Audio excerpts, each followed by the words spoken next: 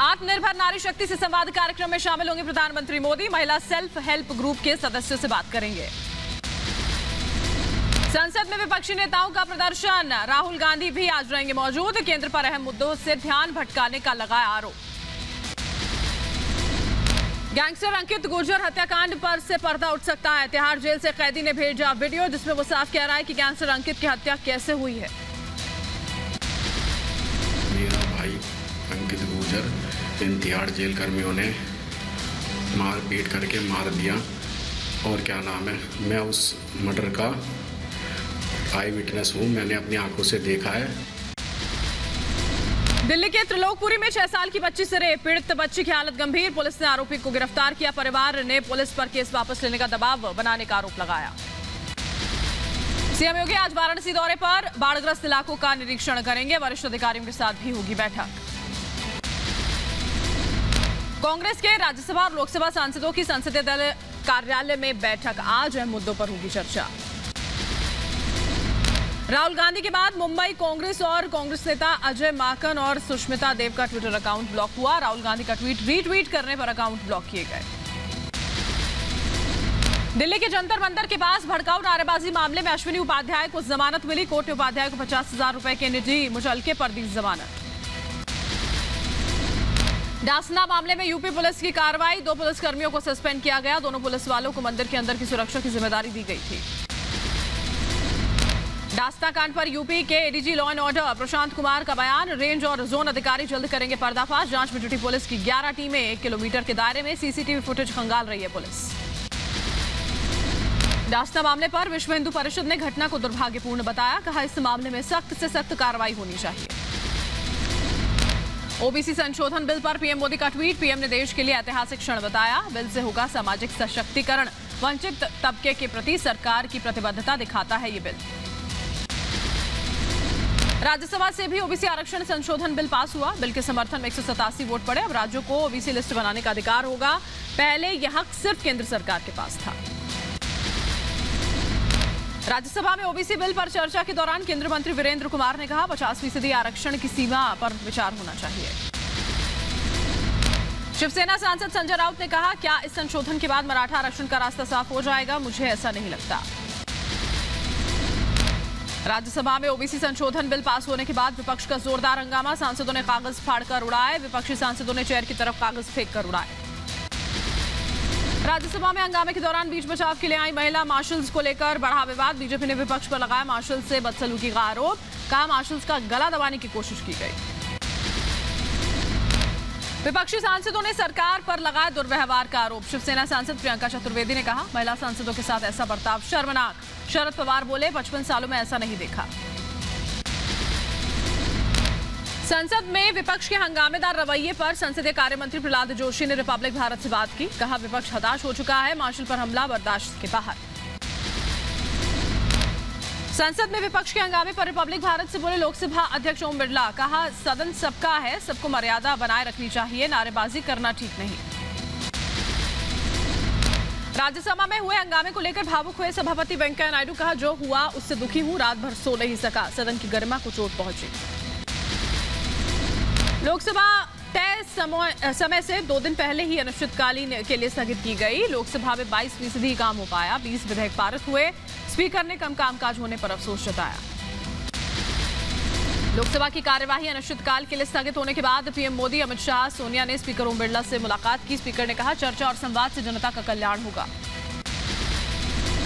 Lok Sabha speaker Om Birla ने कहा सदन में तख्तियां लहराना, नारेबाजी करना गलत, मर्यादा बनाए रखने की जरूरत।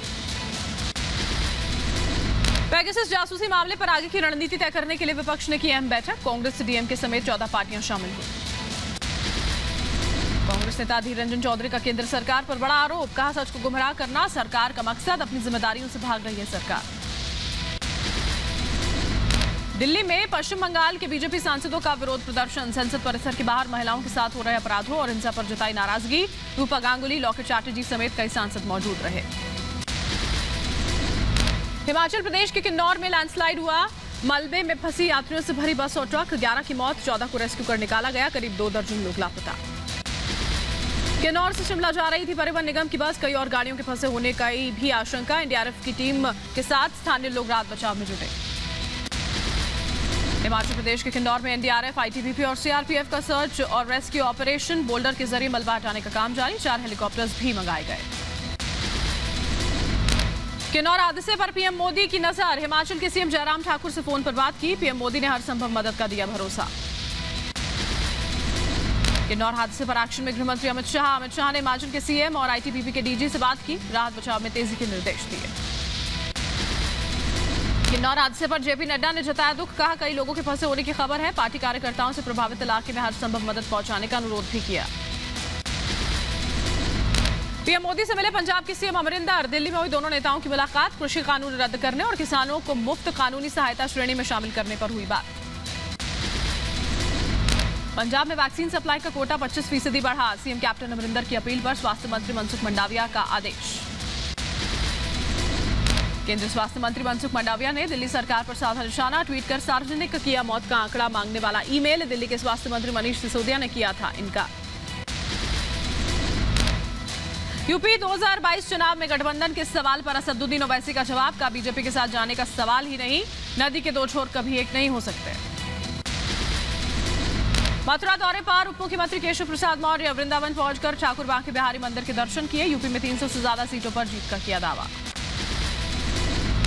यूपी में कांग्रेस ने विधानसभा चुनाव की तैयारियां तेज की। कांग्रेस ने 38 सदस्यीय चुनाव समिति घोषित की। अजय कुमार लल्लू और सलमान खुर्शीद शामिल हुए। अजय लल्लू ने कहा पार्टी पूरी क्षमता के साथ लड़ेगी चुनाव। राजा भैया से रिपब्लिक नेटवर्क ने खास बात की। राजा भैया ने सीएम योगी की तारीफ की। कहा यूपी का कानून योगी जी के आने के बाद बहुत सुधरा है, अपराध नियंत्रण में आया है। अफगानिस्तान में तालिबान का कंधार जेल पर कब्जा। तालिबान ने जेल से कैदियों को निकाला। तालिबान का अफगानिस्तान के हेलीकॉप्टर पर कब्जा। भारत ने अफगानिस्तान को 2019 में गिफ्ट दिया था MI-35 हेलीकॉप्टर। कुदुंज प्रांत में हेलीकॉप्टर पर कब्जा किया गया। अफगान सेना प्रमुख वली मोहम्मद अहमद जई सेना से बर्खास्त। मेजर जनरल हैबतुल्ला अली जई होंगे नए चीफ। तालिबान अफगान संघर्ष के बीच मोहम्मद अहमद जई को हटाया गया। अफगानिस्तान में तेजी से बिगड़ते जा रहे हैं हालात। तालिबान का कुदुंज एयरपोर्ट पर कब्जा। सैकड़ों अफगान सैनिकों ने सरेंडर किया। तालिबानी आतंक के बीच अफगानिस्तान से करीब 50 भारतीय नागरिकों को वायुसेना के विशेष विमान से भारत लाया गया। गाजियाबाद के हिंडन एयरबेस पर उतरा विमान। तालिबान के हमलों पर क्रिकेटर राशिद खान की दुनिया के नेताओं से अपील। कहा अराजकता के बीच हमें अकेला न छोड़ें। अफगानिस्तान को बर्बाद होने से बचा लीजिए। रोज हजारों निर्दोष मारे जा रहे हैं। अमेरिकी राष्ट्रपति जो बाइडेन ने कहा अफगानिस्तान से हमारे हजारों सैनिकों ने जान गंवाई। सेना वापस बुलाने का पछतावा नहीं। तालिबान के खिलाफ अफगान नेताओं को एक होना होगा। सीआईआई के वार्षिक सम्मेलन में बोले पीएम मोदी। कहा स्टार्टअप से नई युग की शुरुआत हुई है। राष्ट्रहित में बड़े से बड़ा फैसला लेने को तैयार सरकार। आज का नया भारत नई दुनिया के साथ चलने के लिए तैयार है। इसी प्रकार का आत्मविश्वास आज भारत के स्टार्टअप्स में। दिल्ली शिक्षा बोर्ड का अंतरराष्ट्रीय बोर्ड से होगा करार। सीएम केजरीवाल का ऐलान। टीचर की करवाएंगे ट्रेनिंग। छात्रों को इंटरनेशनल लेवल की मिलेगी शिक्षा। पूर्व मुख्य सचिव से मारपीट मामले में दिल्ली के सीएम केजरीवाल और डिप्टी सीएम मनीष सिसोदिया को राहत। दिल्ली की अदालत ने 9 विधायकों को भी बरी किया। दिल्ली कैंट रेप पीड़िता के परिजनों की पहचान उजागर करने से जुड़े मामले में हाईकोर्ट में सुनवाई हुई। अदालत ने राहुल गांधी, दिल्ली पुलिस और ट्विटर से जवाब मांगा। दिल्ली हाईकोर्ट ने पत्रकार प्रिया रमानी को जारी किया नोटिस। पूर्व केंद्रीय मंत्री एमजे अकबर ने निचली अदालत के फैसले को दिल्ली हाईकोर्ट में दी थी चुनौती। प्रिया रमानी ने यौन उत्पीड़न का लगाया था आरोप। मुंबई में शिल्पा शेट्टी के घर पहुंची यूपी पुलिस। धोखाधड़ी मामले को लेकर सौंपा नोटिस। लखनऊ में दर्ज है शिल्पा और उनकी मां पर केस। जम्मू कश्मीर के कुलगाम में बीजेपी नेता गुलाम रसूल के घर पहुंचे बीजेपी नेता रविंद्र रैना, अशोक कौल समेत कई नेता वहां पहुंचे। अनंतनाग में आतंकियों ने गुलाम रसूल और उनकी पत्नी को मारी थी गोली। एलओसी पर पाकिस्तान की नई साजिश का हुआ खुलासा। पाकिस्तान ने सीमा पर लॉन्चिंग पैड्स बनाए। बॉर्डर पर करीब 300 आतंकी घुसपैठ की फिराक में। भारत रूस के रिश्तों को और मजबूत करने की कोशिश। रूस के वोग्राड में भारत और रूस की सेना का संयुक्त अभ्यास जारी। 1 अगस्त से दोनों सेना कर रही है युद्धाभ्यास। इसमें दोनों देशों के 250 सैनिक शामिल। यूपी और बिहार में बाढ़ से हाहाकार। यूपी के कई जिलों में गंगा यमुना का जलस्तर खतरे के निशान के पार पहुंचा। प्रयागराज और वाराणसी के निचले इलाके पानी में डूबे। यूपी के प्रयागराज में निचले इलाकों में घुसा बाढ़ का पानी। घर छोड़कर पलायन को मजबूर लोग। राहत बचाव में जुटा प्रशासन।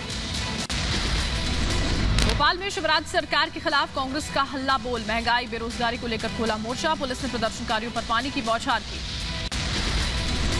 भोपाल में प्रदर्शनकारी यूथ कांग्रेस के कार्यकर्ता का वीडियो वायरल। वीडियो में खुद को चोट पहुंचाता हुआ दिख रहा है कांग्रेस कार्यकर्ता। खुद के सिर पर डंडे से किया वार। भोपाल में यूथ कांग्रेस के प्रदर्शन पर पुलिस का एक्शन। श्रीनिवास बीवी, जयवर्धन सिंह, कुणाल चौधरी, विक्रांत भूरिया समेत 5 नेताओं और करीब 1000 कांग्रेस कार्यकर्ताओं पर एफआईआर दर्ज।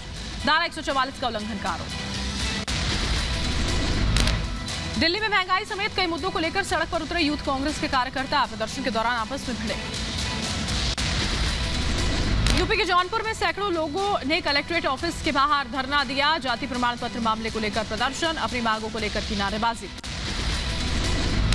दिल्ली में अब घर बैठे मिलेगा लर्निंग ड्राइविंग लाइसेंस। आरसी समेत कई सेवाएं। सीएम केजरीवाल ने फेसलेस सेवा लॉन्च की। कहा ये ऐतिहासिक कदम। ओबीसी आरक्षण पर मुख्यमंत्री शिवराज सिंह चौहान ने बुलाई बड़ी बैठक। बैठक में ओबीसी वर्ग के मंत्री मोहन यादव, कमल पटेल समेत कई मंत्री शामिल। कल दोपहर 3 बजे होगी मंत्रालय में बैठक। राजस्थान के राज्यपाल कलराज मिश्र ने प्रधानमंत्री मोदी से शिष्टाचार भेंट की। नई शिक्षा नीति के क्रियान्वयन और उच्च शिक्षा के लिए किए जा रहे प्रयासों के बारे में जानकारी दी।